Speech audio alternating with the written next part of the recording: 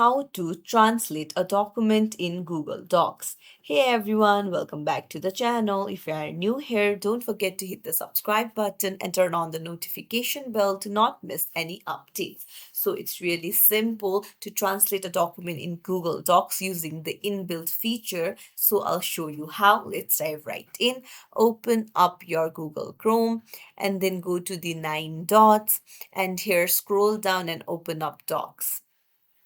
Now, look for the doc that you want to translate, open it up, and then you will see tool options on the ribbon bar.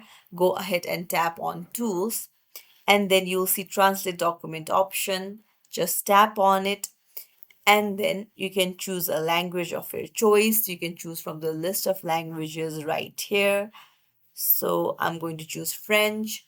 So you can name the document title and then hit translate, and then a new document will open up with the translation.